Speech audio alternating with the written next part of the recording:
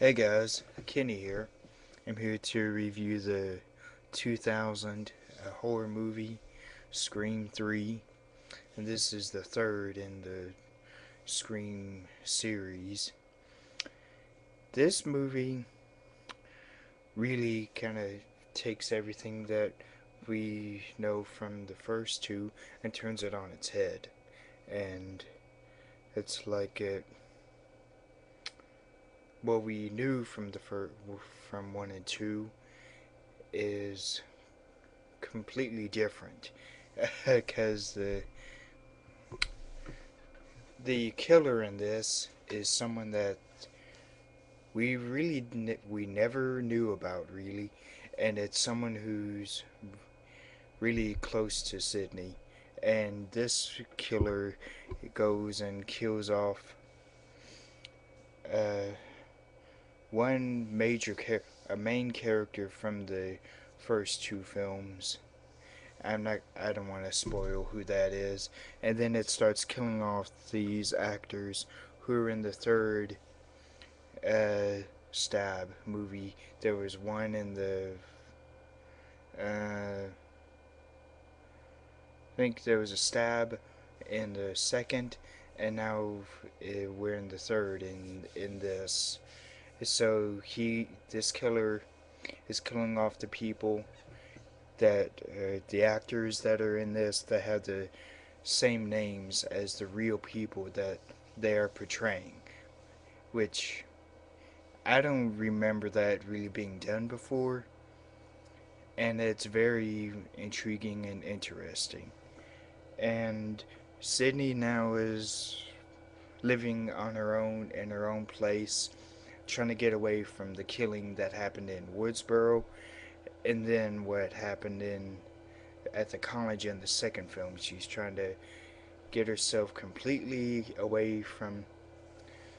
It's like she's trying to get herself away completely from society and people because she locks her house, and it's like on this very remote farm area, and she has a house security system in it in the house, so it's like she's really trying to keep to herself, which I don't blame her after the experiences she had in 1 and 2, Scream 1 and 2. And then um, she soon goes back to uh, the the where the third Stab movie is being filmed. I forget where the studio is, but she goes back there, and then she starts learning about her mom, and that really Maureen Prescott is nothing like what Sydney remembered her to be, because Maureen had a different name. Uh, Rena Rena Reynolds, I think, or something. And when Maureen had that name, uh, that's when she has this son of hers, and then once the son tries to go and see Renee, she's already changed her name to Maureen,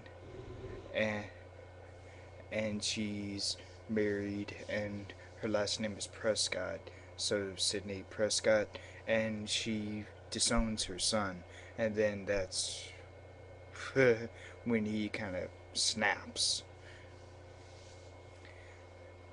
And then